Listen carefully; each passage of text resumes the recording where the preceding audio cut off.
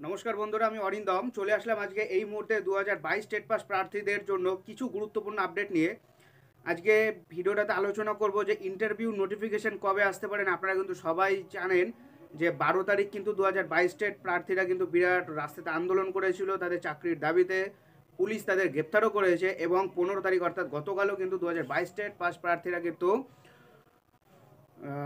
আন্দোলনও করেছিল ইন্টারভিউর দাবিতে, প্লাস 50,000 ভ্যাকান্সি। সো আজকে আলোচনা করব যে ইন্টারভিউ নোটিশ কবে আসতে পারে, আর এর সাথে আলোচনা করব আমরা যে পরবর্তীকালে যে এই যে টোটাল যে 2022 স্টেটে পাশ করেছিল 1.5 লাখ পরীক্ষার্থী, এই 1.5 লাখের মধ্যে বিএড ক্যান্ডিডেট তো ম্যাক্সিমাম 1 লাখের মতন তো প্রায় তো বাদ, এবং সেটা যে বাদ সেটা আমরা সবাই জানি, কিন্তু অ্যাকচুয়ালি কত বাদ এবং ডিএলইডি এবং এনআইএস ডিএলইডি কত কী আছে এ টু জেড আমরা ভিডিওটাতে আলোচনা করব, এবং এটার পিডিএফ সরকার কবে প্রকাশ করবে সেটা নিয়ে ভিডিওটা আলোচনা করবো। সো ভিডিওটাকে স্কিপ করবেন না। আরও বিস্তারিত আপডেট জানতে চাইলে আমাদের ডেসক্রিপশন বক্সে আমাদের অফিসিয়াল ফেসবুক গ্রুপের লিঙ্ক দেওয়া থাকবে, সেখান থেকে আপনারা জয়েন হয়ে যেতে পারেন অফিসিয়াল আপডেটগুলো পেয়ে যাওয়ার জন্য। সো বন্ধুরা, চলুন গুরুত্বপূর্ণ ভিডিওটা শুরু করি। দেখুন, 2022 স্টেট পাস কিন্তু দীর্ঘ 7 বছর পর কিন্তু 2022 সালে টেট পরীক্ষা আবার হয়। 2022 স্টেট পাস প্রার্থীরা কিন্তু 6-7 বছর ধরে কিন্তু তারা বঞ্চিত হয়ে আছে, বাট সরকার তাদের কথা শুনছে না বা শুনেও বুঝতে চাইছে না কোনটা, আমি কিছু বলতে পারছি না। পর্ষদ সভাপতি কিন্তু বারবার বলেছিল 2022 স্টেট পাস প্রার্থীদের ইন্টারভিউ নোটিফিকেশন কিন্তু প্যানেল প্রকাশের চলতি নিয়োগের প্যানেল প্রকাশের 48 ঘন্টার মধ্যে দিয়ে দেওয়া হবে, কিন্তু দেয়নি। কেন দেয়নি পর্ষদ, আমি এখন সেটা বলছি। তবে আমি এটা আগে থেকে বলে দিই যে চলতি নিয়োগ প্রক্রিয়া শেষ হওয়ার 48 ঘন্টার মধ্যেই কিন্তু নোটিশ দেবে, এটা আমি বলছি। কিন্তু পর্ষদ সভাপতি বলেছিল প্যানেল প্রকাশে 48 ঘন্টা, কিন্তু না, চলতি নিয়োগ প্রক্রিয়া অর্থাৎ আপনারা কিন্তু সবাই জানেন যে ডিস্ট্রিক্ট কাউন্সিলিং কিন্তু প্রায় শেষের দিকে চলে আসছে।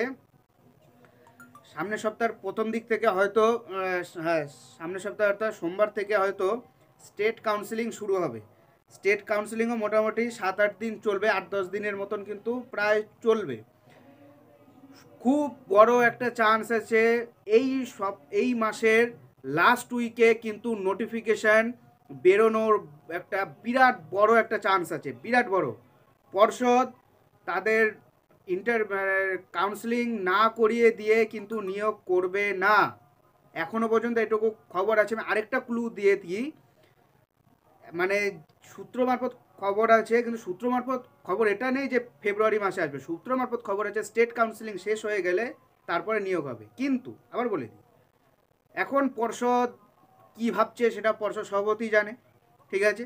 2022 স্টেটকে নিয়ে পর্ষদ কতটুকু কি ভেবে রেখেছে সেটা উনি জানে, কিন্তু কিন্তু এটাই, চলতি নিয়োগ প্রক্রিয়াতে কিন্তু এখনও কিন্তু ঝামেলা আছে 20-22 ডিএলইডি। তাদের কিন্তু সুপ্রিম কোর্ট কিন্তু বলেছে ইন্টারভিউটা 6 সপ্তাহের মধ্যে নিতে। যদি এমনটা হয়, পর্ষদ যদি 6 সপ্তাহ ধরে তাদের যদি ইন্টারভিউটা যদি নিতে থাকে, 2022 স্টেট ধসে যাবে, সামনে লোকসভা ভোট চলে আসবে, সব গন্ডগোল হয়ে যাবে, ঠিক আছে। এখন পর্ষদ সভাপতি কি করছে সেটা বলতে পারবো না, বাট যতদূর কাছে আমাদের কাছে খবর আছে 2023 স্টেটের রেজাল্ট দেওয়ার পরেই কিন্তু নোটিশটা বার করবে, কারণ পর্ষদ সভাপতি চাইছে 2022-23 একসাথে নেব, বড় একটা হিউজ ভ্যাকান্সি দেব, ঠিক আছে। মাননীয় মুখ্যমন্ত্রী মমতা বন্দ্যোপাধ্যায় কিন্তু বারবার উনি বলে আসছেন 1 লক্ষ শিক্ষক নিয়োগ হবে ওনাদের কথা অনুসারে, এবং যেটুকু খবর আমাদের কাছে আছে ভালো ভ্যাকান্সিতে নিয়োগ করবে, কিন্তু 23 স্টেটকে ঢুকিয়ে দেবে। 23 স্টেট ইনক্লুডেড হয়ে একটা বড় একটা হিউজ ভ্যাকান্সি দেবে। কারণ আপনারা আচ্ছা, আর এটা বলে দিই যে আপনারা পিডিএফটা কবে পাচ্ছেন। আপনারা কিন্তু সবাই জানেন 2022 স্টেটের পাস প্রার্থীরা কিন্তু কেস করেছিল হাইকোর্টে কিন্তু কেস করেছিল বিচারপতি রাজশেখর মান্থার এজলাসে। কেসটা কি ছিল যে সুপ্রিম কোর্ট কিন্তু রায় দিয়েছে যে প্রাইমারি থেকে বিএডরা ছিটকে গেল, ঠিক আছে। সো তার পরিপ্রেক্ষিতে পর্ষদ কিন্তু আজকে সেই আগস্ট থেকে এটা ফেব্রুয়ারি মাস রানিং, পর্ষদ এখনও পর্যন্ত বিএড কতজন আছে, ডিএড কতজন আছে, এনএস ডিএলএড কতজন আছে, পর্ষদ এখনও প্রকাশ করেনি। তার জন্য তারা কেস করেছিল, তারা কেসে জয়লাভ করেছে, এবং মনে হচ্ছে নেক্সট উইক বুধবারে কিন্তু মনে হচ্ছে কেসটা আবার উঠবে। তারা পর্ষদকে যে হাইকোর্টের যেটা অর্ডার, পর্ষদকে অর্ডার দিয়েছে 1 সপ্তাহের মধ্যে বিএড ডিএড কী আছে সেটাকে এফিডেভিট করে হাইকোর্টে জমা করতে হবে। হাইকোর্টে জমা হয়ে গেলে তারপরে সেটা হাইকোর্টের বিচারপতি রাজশেখর মান্থা নির্দেশ দেওয়ার পরে কিন্তু সেটা প্যানেল আকারে প্রকাশ হয়ে যাবে।